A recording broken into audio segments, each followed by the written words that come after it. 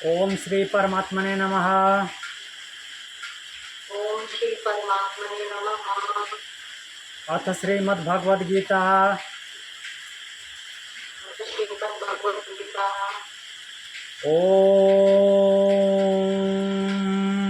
पूर्णमद ओम पूर्णमद पूर्णमिदं पूर्णमिदं पूर्णात् पूर्णमुदच्यते पूर्णात् पूर्णमुदच्यते पूर्णस्य पूर्णमादाय पूर्णस्य पूर्णमादाय पूर्णमेवावशिष्यते।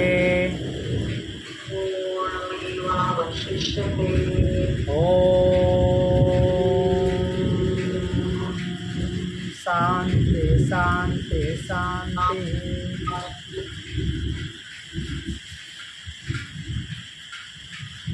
मेरा ऑडियो वीडियो क्लियर है? हाँ, क्योंकि आज बारिश हो रही है तो चलिए देखते हैं। 18 से 22 नंबर श्लोक हमने कल देखा था 7वें अध्याय का ज्ञान विज्ञान योग। रिवीजन कर लेते हैं, उसके बाद आगे बढ़ते हैं।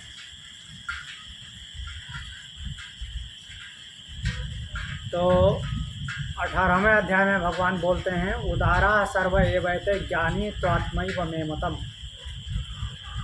जो 4 प्रकार के भक्तों की बात की हैं उनके बारे में ही बता रहे हैं कि उदारा सर्व एवैते ज्ञानी त्वात्मैव मे मतम आस्थित सही युक्त आत्मा मामेवानुत्तमां गतिम।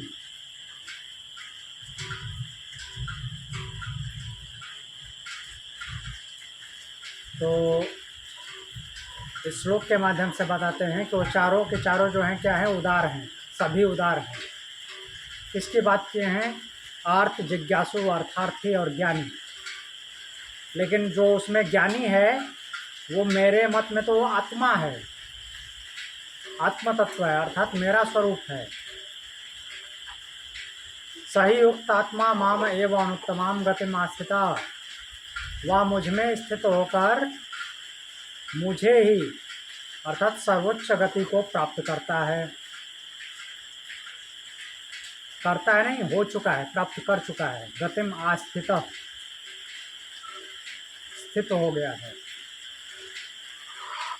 19वां श्लोक बोलते हैं, बहुनाम जन्मनामन्ते ज्ञानवान माम प्रपद्यते वासुदेव सर्वमिति स महात्मा सुदुर्लभः।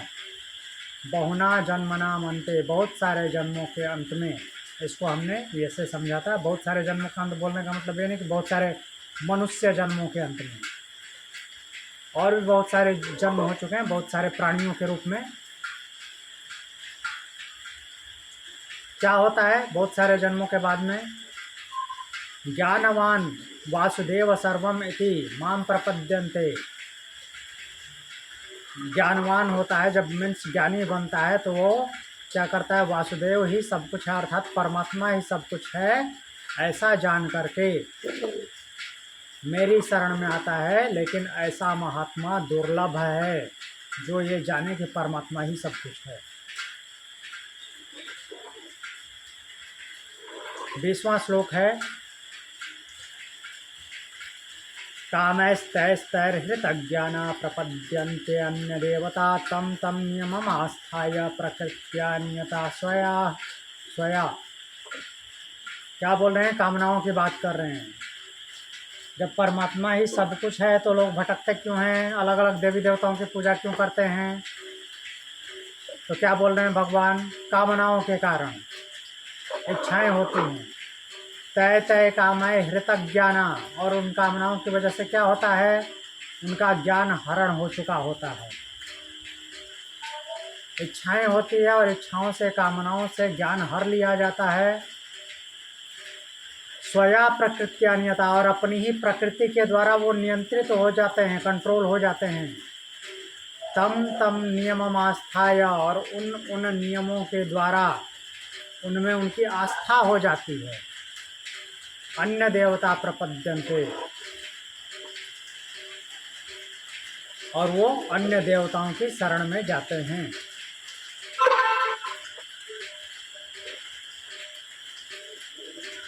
फिर अगला श्लोक बोलते हैं, तो ऐसा होता क्यों है, तो सीधे परमात्मा में क्यों नहीं लगता है? तो बता दिए कि कामनाएं उत्पन्न होती है और कामनाओं के उत्पन्न होने से ज्ञान का हरण हो जाता है, जिससे अलग अलग देवताओं की पूजा करते हैं। फिर क्या बोल रहे हैं कि यो यो याम याम तनु भक्त श्रद्धयार्चितुम् इच्छति तस्य तस्याचलाम श्रद्धा तामेव विदधाम्य हम। अहम मीन्स मैं ही स्थापित करता हूँ, कोई दूसरा नहीं। जो भक्त जिस जिस देवता के रूप को श्रद्धा से पूजता है, श्रद्धा से उसकी उपासना करता है, अर्चितुम् इच्छति, इच्छति मीन्स इच्छा करता है, पूजना चाहता है, अर्चना करना चाहता है, तस्य ताम एव अचलाम श्रद्धा, उसकी उस अचल श्रद्धा को अहम विदधामि, मैं उसमें स्थापित कर देता हूँ, उसकी उसमें निष्ठा हो जाती है। इसी की उपासना करने से मेरे कष्ट दूर होंगे। तो उसको गलत नहीं बोल रहे हैं भगवान। भगवान ये भी बोल रहे हैं कि उसका फल भी मिलता है। अगला श्लोक देखते हैं। स तया श्रद्धया युक्त तस्याराधनमीहते लभते च ततः कामानि मयैव विहितानि तान्। स तया श्रद्धया युक्त, जो भक्त उस श्रद्धा से युक्त है, तस्य आराधनमीहते, और जिसकी उपासना करता है, जिस देवता की उपासना करता है, ततः कामान लभते, उस कामना का भी लाभ प्राप्त करता है, अपनी उस कामना का उससे लाभ प्राप्त करता है। ऐसा नहीं कि लाभ प्राप्त नहीं होगा। तान ही मया एव विहितान, लेकिन वो जो फल मिलता है वो भी मेरे द्वारा ही निर्धारित किया गया है। डायरेक्टली उस देवता से नहीं मिल रहा है, मेरे से ही मिल रहा है।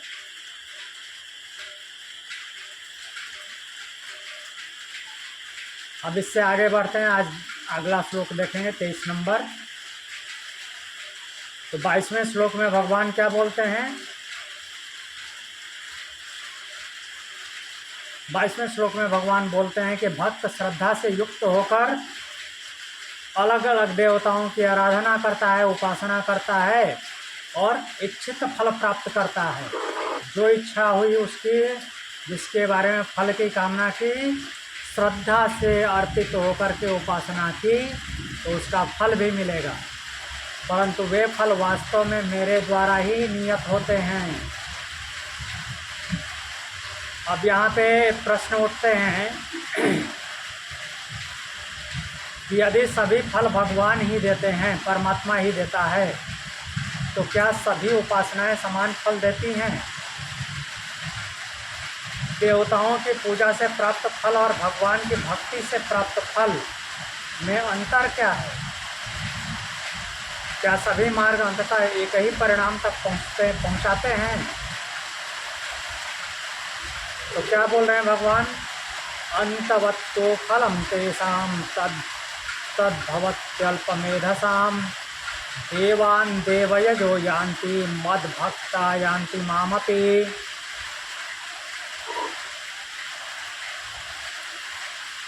तो देवताओं की उपासना से जो फल प्राप्त हो रहा है उसके लिए क्या बोले हैं? अल्पमेधसाम तेषाम, जो अल्पमेधसा हैं, अल्पमेधा वाले, मेधा मतलब बुद्धि, जिनकी मेधा अल्प है, कम बुद्धि, तेषाम उन लोगों का फलम फल अंतवत भवती है। अंतवत मीन्स समा अंत होने वाला होता है, परमानेंट नहीं है वो। क्योंकि परिवर्तनशील जगत की कामना है, परिवर्तनशील जगत के लिए कामना की, परिवर्तनशील की ही उपासना की, तो फल भी परिवर्तनशील होगा, तो परमानेंट थोड़ी होगा।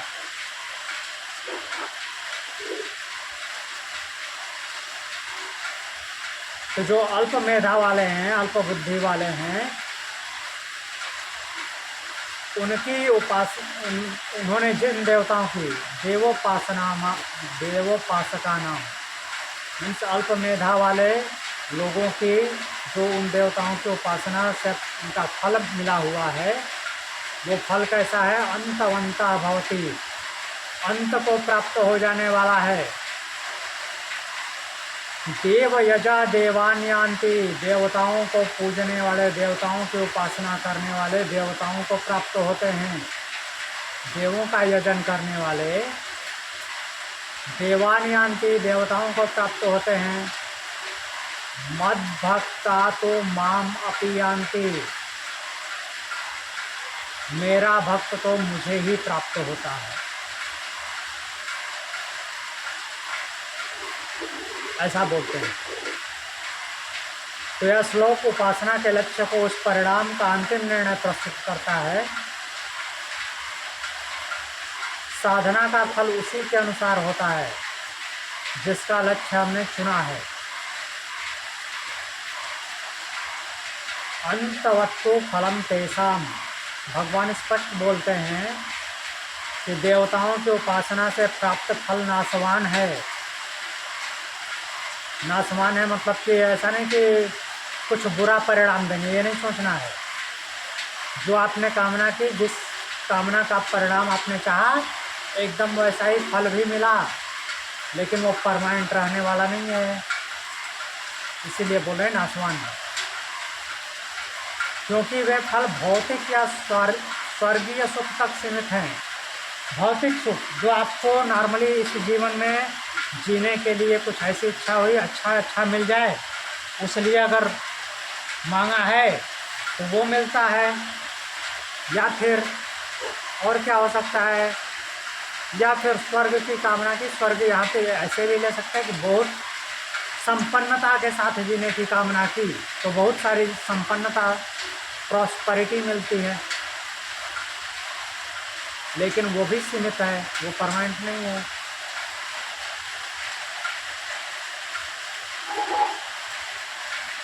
तो आगे क्या बोल रहे हैं? अल्पमेधसाम, अल्पमेधस, अल्पमेधस किसे बोलते हैं? जिनकी बुद्धि सीमित होती है, अल्प होती है, कम होती है, दूरदर्शी नहीं होते, जो परम लक्ष्य को नहीं समझता। तो ये किसी की निंदा नहीं करे भगवान कि कोई मूर्ख है, मंद बुद्धि है, ऐसा नहीं।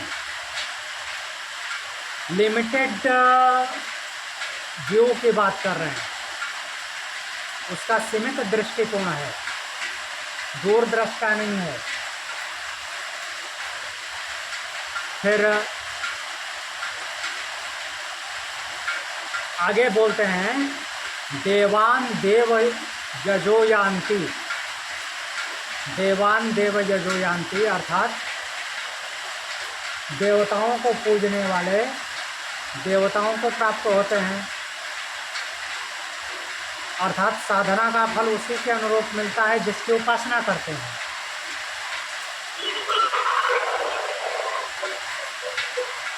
फिर बोलते हैं कि मद भक्ता यान्ति मामपि,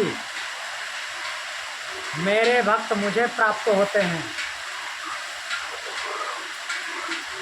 तो इसका अर्थ ये है, मेरा भक्त मुझे प्राप्त होता है, अर्थात परमात्मा को पूजने वाला परमात्मा को प्राप्त होते हैं।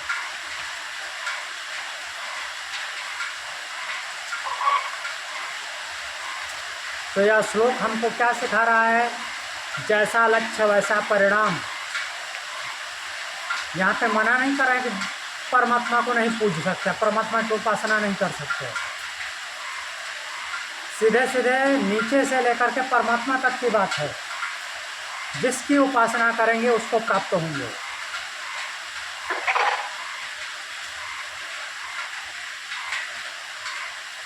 तो जो देवताओं को पूजते हैं वे देवताओं तक पहुंचते हैं, जो भगवान को चाहते हैं वे स्वयं भगवान को प्राप्त करते हैं। और भगवान की प्राप्ति जो है वो सभी प्राप्तियों का अंतिम और पूर्ण रूप है, उससे ऊपर और कुछ नहीं है। एक सेकंड।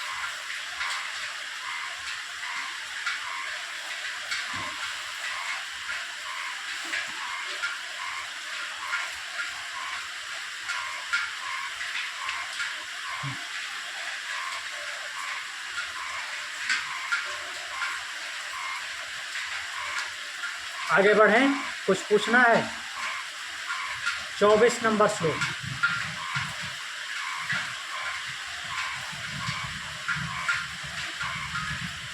24 नंबर श्लोक पढ़ने से पहले ये देख लेते हैं कि 23वें में क्या बोला भगवान ने, कि देवताओं की पूजा करने वालों का फल जो है वो नाशवान है, क्षणिक है। क्षणिक इन द सेंस ये नहीं है कि थोड़ी ही देर में समाप्त हो जाने वाला है, 1-2 मिनट में, ऐसा नहीं है। इस जीवन के लिए लंबा है, लेकिन ये जीवन भी वास्तव में बहुत छोटा सा है अगर पूरी यात्रा देखें तो इसलिए उसको छोटा बोला जाता है। तो नाशवान है। बोलते हैं कि मेरे भक्त मुझे प्राप्त करते हैं।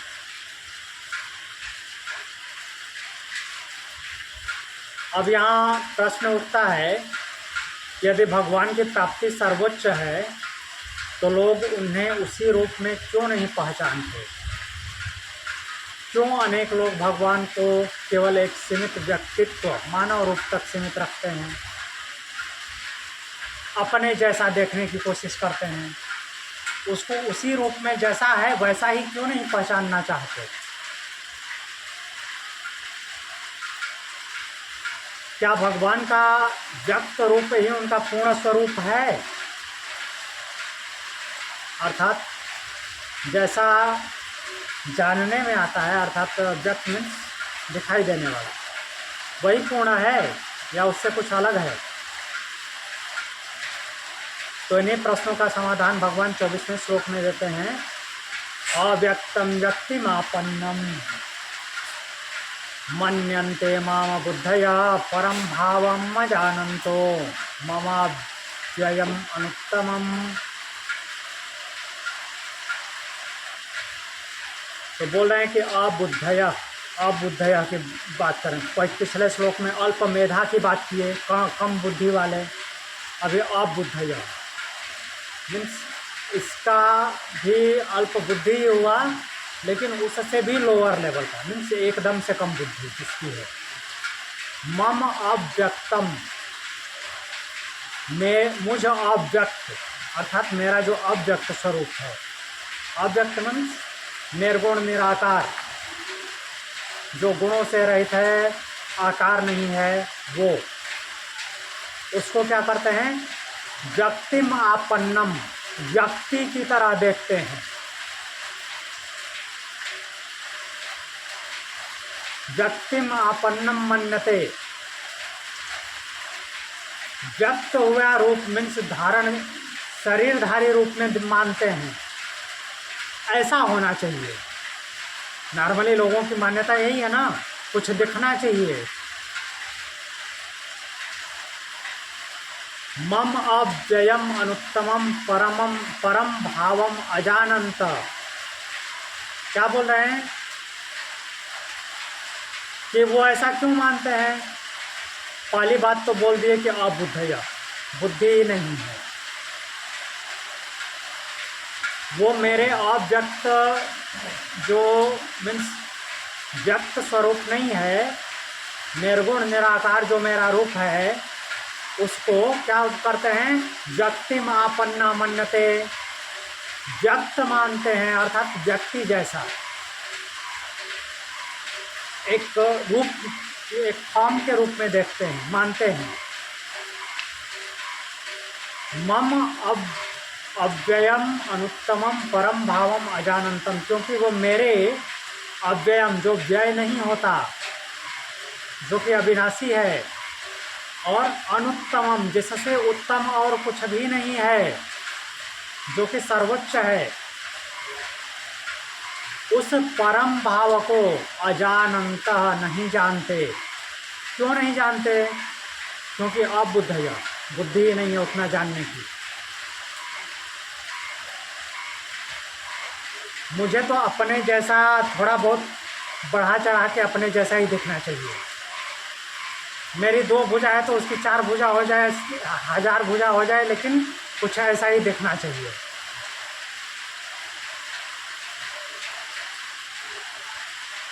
तो वो अव्यक्त स्वरूप को जानने की कोशिश ही नहीं करते। क्योंकि वो अबुद्धया हैं, इसलिए वे मेरे अविनाशी सर्वोच्च परम स्वरूप को नहीं जानते। तो यह श्लोक ईश्वर के स्वरूप के विषय में गहन भ्रांति को दूर करता है। भगवान केवल व्यक्त साकार नहीं है, उसका वास्तविक स्वरूप निराकार है, अव्यक्त है। अगर वो साकार होगा तो फिर एक बॉडी में बंध जाएगा, वो सर्वव्यापी कैसे होगा? सर्वव्यापी तभी है जब वो निराकार है। अव्यक्तम व्यक्तिमापन्नम, अव्यक्तम जो इंद्रियों से परे है, अव्यक्त है। व्यक्त कब होगा? व्यक्त किसे बोलते हैं? जो इंद्रियों की पकड़ में आए, इंद्रियों की समझ में आए, अनुभव में आए। अव्यक्त वो होगा जो इंद्रियों की समझ से, इंद्रियों के अनुभव से भी परे हो।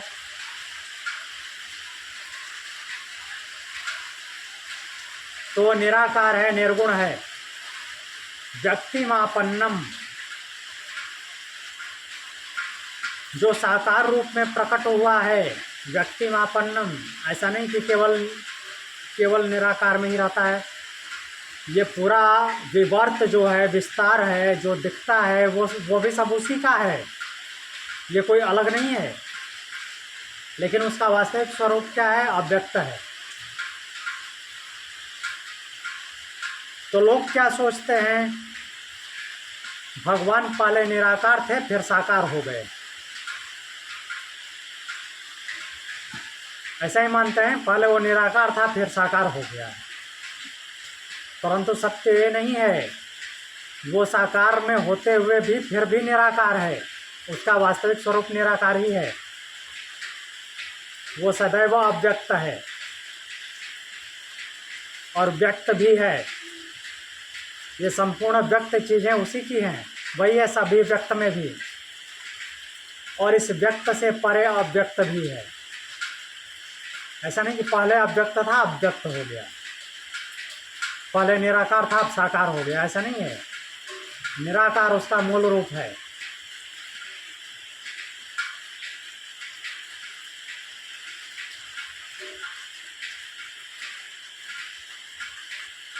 आगे बढ़ते हैं, फिर क्या बोल रहे हैं? मन्यते माम बुद्धयः, अबुद्धयः जो गहराई से नहीं सोच सकते, बाहरी रूप तक ही सीमित रहते हैं, कुछ दिखना चाहिए तो वे भगवान को केवल मानव रूप में, शरीरधारी रूप में देखते हैं। परम भावम अजानन्तः, परम भाव तो ईश्वर का वास्तविक रूप। परम भाव मीन्स सबसे परम मीन्स सर्वोच्च, जिससे ऊपर और कोई भाव नहीं होता, उस भाव में, अर्थात निराकार, निर्गुण, सर्वव्यापी।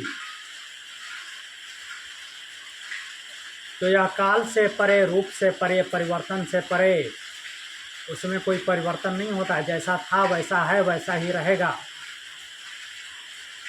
इसे न जानने के कारण भ्रम उत्पन्न होता है। ममाव्ययम अनुत्तमम, तो भगवान का स्वरूप कैसा है? अव्यय, जो कभी नष्ट नहीं होता। अनुत्तमम, जिससे ऊपर और कुछ नहीं है, अर्थात परम है, पूर्ण है और अनंत है। तो यह श्लोक सिखाता है कि ईश्वर को केवल रूप में सीमित नहीं करना है, वो ईश्वर को रूप में सीमित करना अज्ञानता है। वे रूप से परे हैं। रूप में भी ऐसा नहीं कि रूप में नहीं है, रूप में भी है और रूप से परे भी है, दोनों में है। जो केवल रूप को देखता है वह सीमित है, लिमिटेड है। जो तत्व को देखता है वह अनंत को स्पर्श करता है, और वही भगवान का वास्तविक साक्षात्कार है। आगे बढ़ें।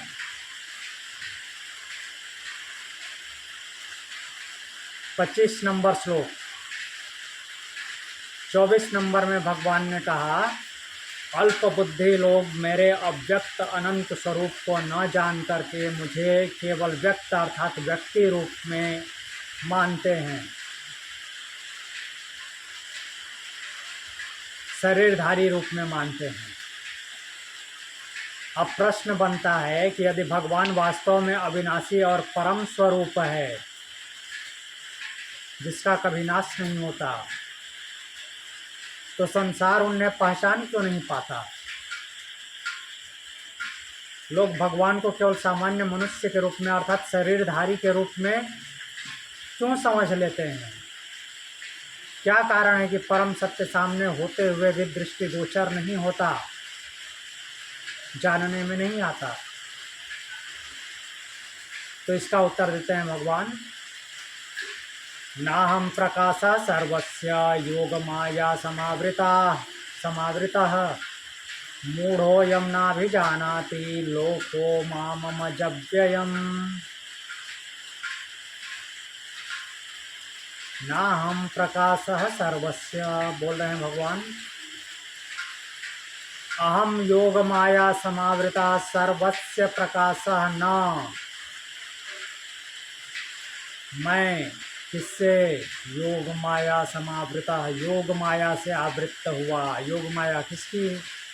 ये माया है उसी की, परमात्मा की। मैं अपनी योग माया से असमावृत, समान रूप से ढका हुआ होकर सर्वस्य प्रकाशः न, सबके सामने प्रकाशित नहीं होता, सबके सामने प्रकट नहीं होता।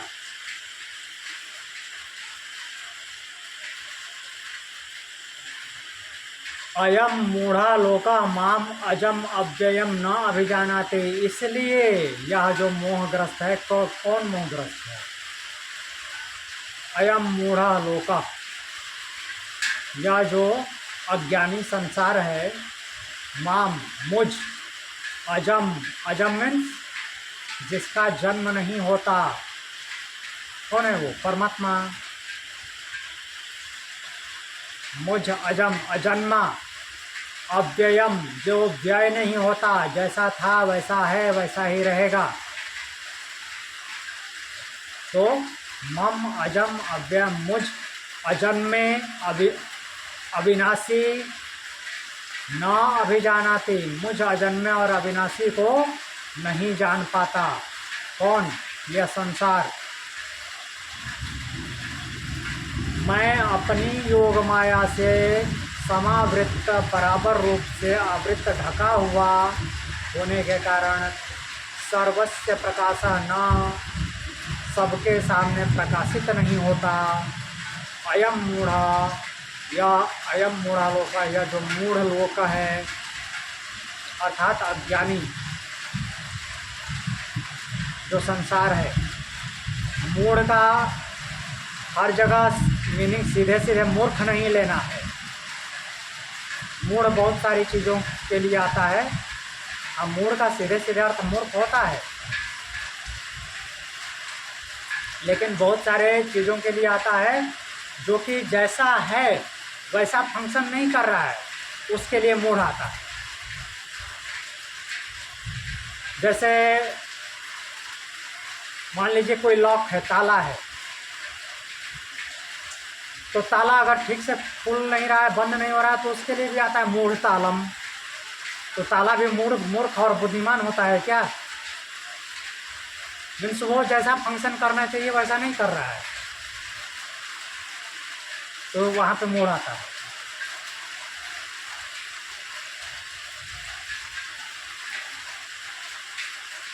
तो बोल रहे हैं कि इसलिए जो संसार है जो कि मोहग्रस्त हुआ है, वो मुझ जन्म रहित, जो जन्म नहीं लेता, अविनाशी है, उस स्वरूप को नहीं जान पाता।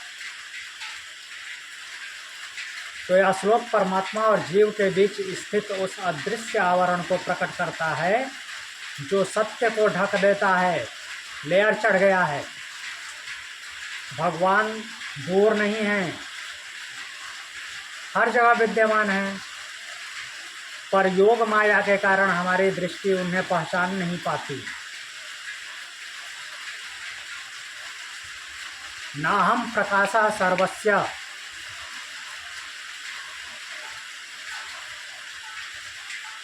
तो बोल रहे हैं कि भगवान सर्वत्र हैं, फिर भी सब उन्हें नहीं पहचानते।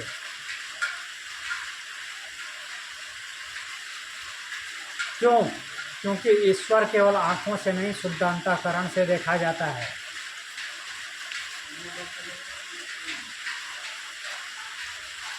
बाह्य दृष्टि जो है, इंद्रियां जो हैं वो केवल नाम और रूप देखती हैं और उसका अनुभव करती हैं, और वो नाम और रूप से परे है। आंतरिक दृष्टि जो है वो तत्व देखती है। योग माया समावृता, योग माया उसकी दिव्य शक्ति है, जो कि एक प्रकार से प्रकृति है। प्रकृति जो कि प्रकृति के ही लोगों को अर्थात जीवात्मा को अपने अंदर घुमा के रखती है, उससे परे नहीं देखने देती। यह मात्र ज्ञान रूपी माया नहीं, बल्कि ईश्वर की वह शक्ति है जो सत्य को ढक लेती है और वही प्रकट भी करती है, कोई दूसरा नहीं प्रकट करता है। ऐसा नहीं कि इससे अलग निकल के जो है वो परमात्मा को पहचानते हैं। उस ब्रह्म तक ले जाने का रास्ता भी यही है, यही रास्ता दिखाती है ना, प्रकृति के साथ ही वो करके जाते हैं। माया ही उसे ढकती है, माया ही प्रकट करती है। तो इसी कारण कोई भगवान में केवल मनुष्य देखता है और कोई उसमें परमात्मा देखता है। जिसने माया के लेयर्स को हटा दिया वो परमात्मा देखता है। जो माया में आवृत्त है उसको जो है शरीरधारी देखता है। मूढ़ो यम लोको, मूढ़ अयम लोको, जो बाह्य रूप में फंसा हुआ है, बाहरी रूप में फंसा हुआ है, उसके लिए मूढ़ शब्द आया है, जो नाम रूप से आगे नहीं बढ़ पाता। संसार देह को सत्य मानता है, परिवर्तन को वास्तविक मानता है।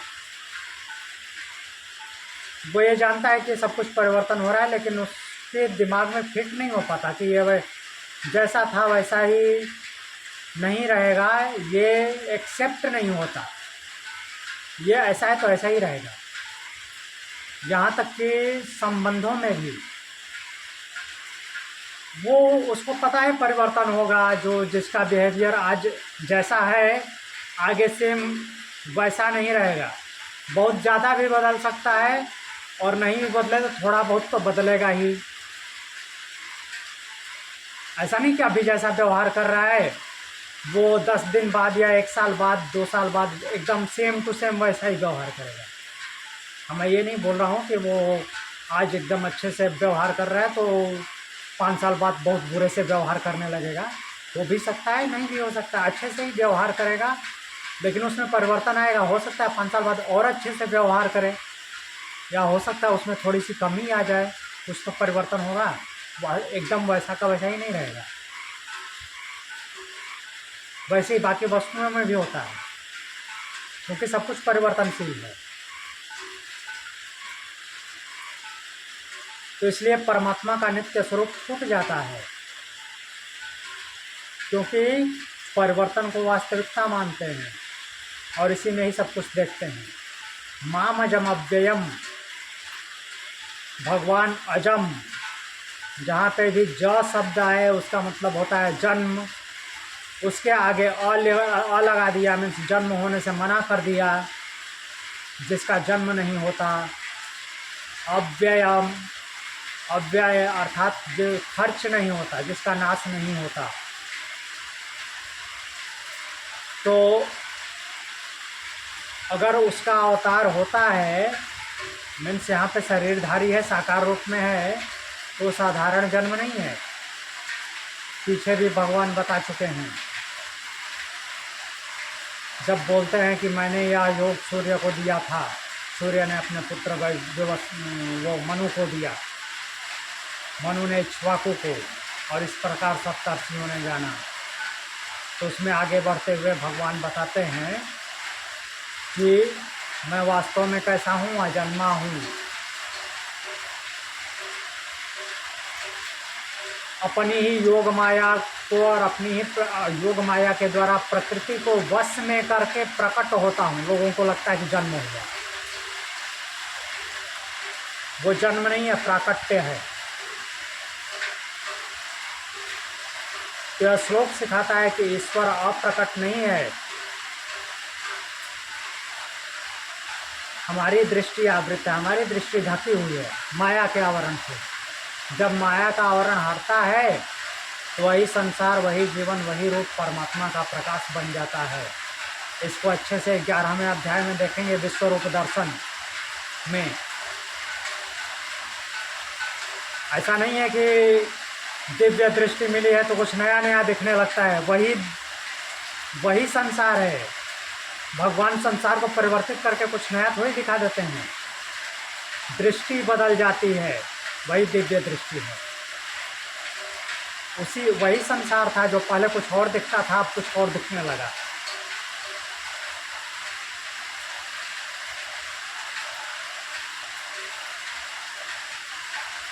कुछ पूछना है? एक और श्लोक देख लेते हैं।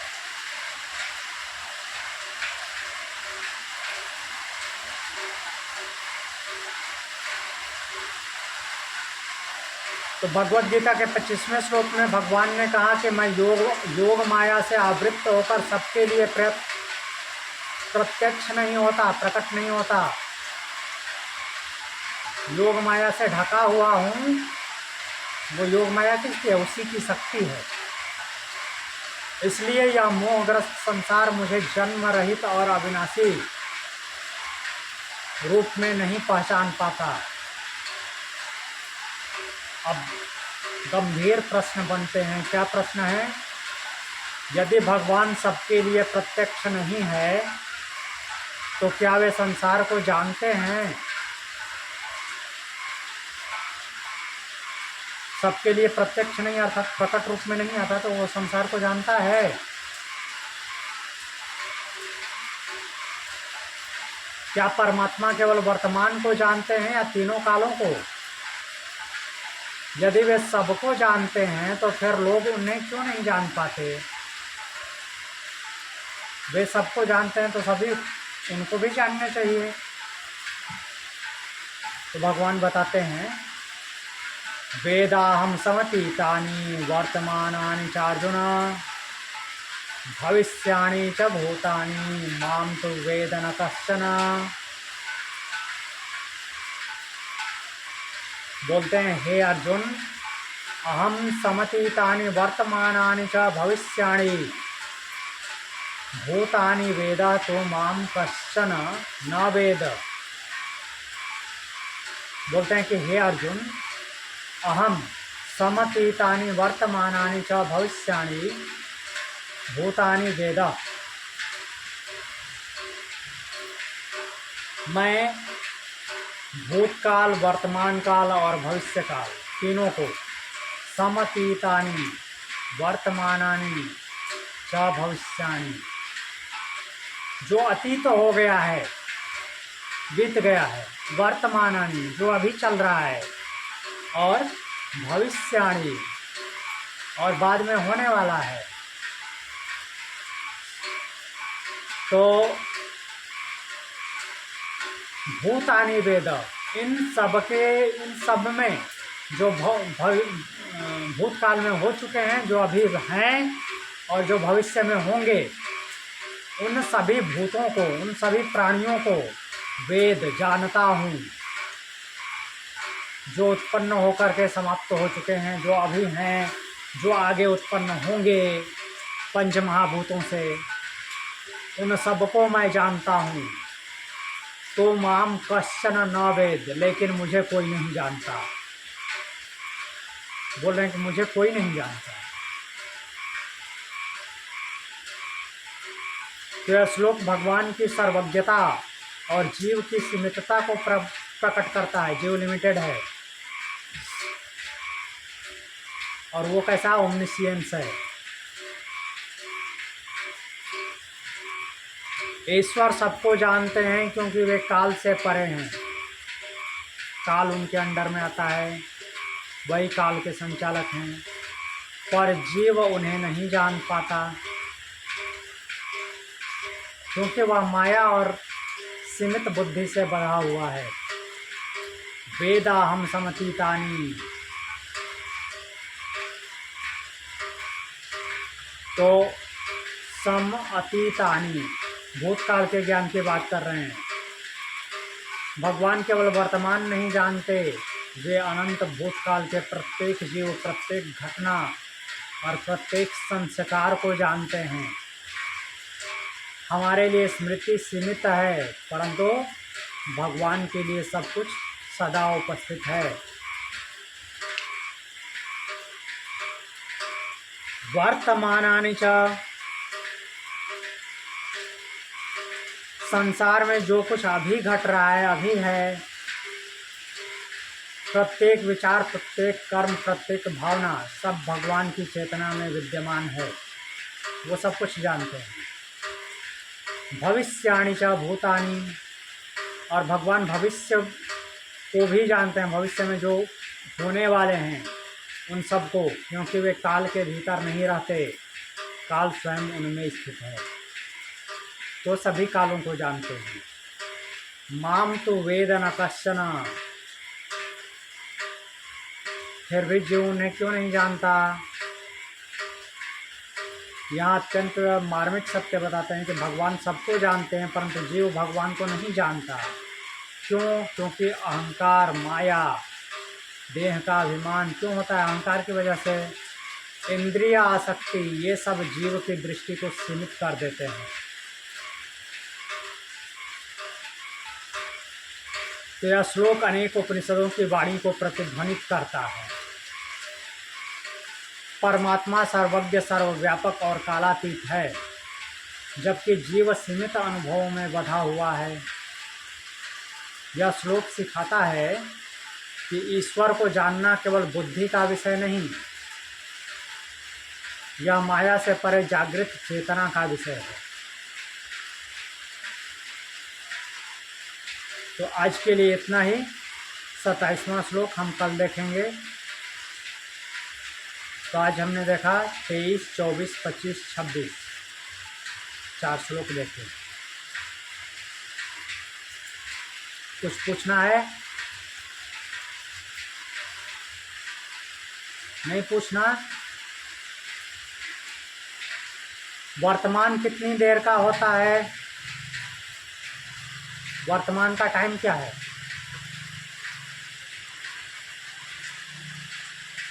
बताइए, जल्दी बताइए। हेलो,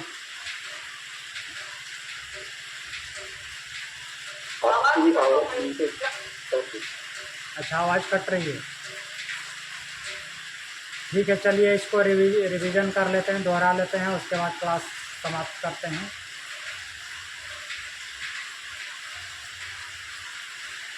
तेईस नंबर श्लोक बोलते हैं,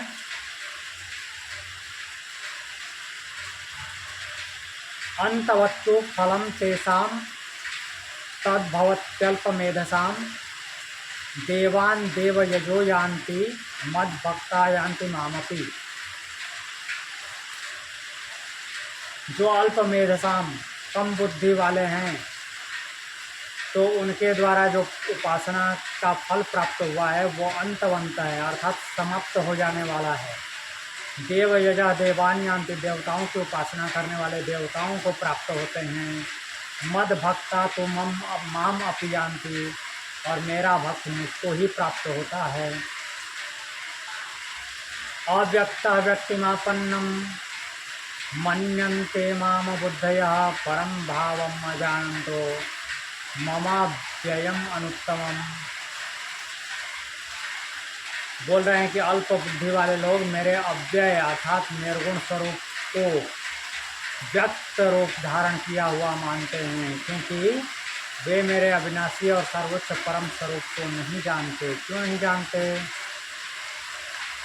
बोलते हैं 25वें श्लोक में, नाहं प्रकाशः सर्वस्य योगमाया समावृतः मूढ़ो यम्नाभिजानाति लोको मामजमव्ययम्।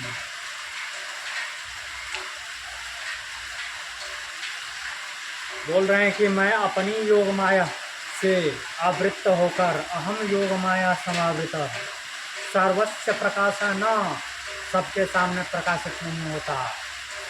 इसलिए यह जो मोहग्रस्त संसार है मुझ जन्म रहित और अविनाशी स्वरूप को नहीं देख पाता। मेरे जन्म रहित और अविनाशी स्वरूप अर्थात अव्यय और निर्गुण रूप को नहीं जान पाता। रूप वगैरह कुछ होता नहीं है, समझने के लिए रूप शब्द का यूज कर रहे हैं। वहाँ पे नाम रूप कुछ नहीं होता। 26वां श्लोक है वेदाहम समतीतानि वर्तमानानि चार्जुन भविष्याणि च भूतानि माम तो वेद न कश्चन। बोलते हैं कि हे अर्जुन, मैं भूतकाल, वर्तमान काल और भविष्य काल इन तीनों कालों के सभी प्राणियों को जानता हूँ, परंतु वास्तव में मुझे कोई नहीं जानता।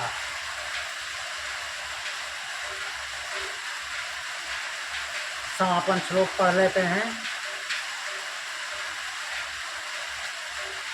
ओम तत्सदिति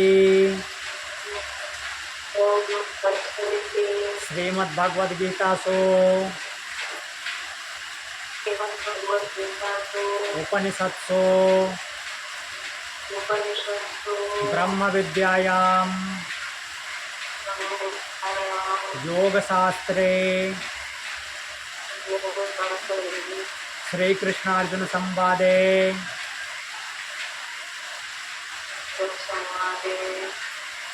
ज्ञान विज्ञान योगो नाम 7मो अध्यायः।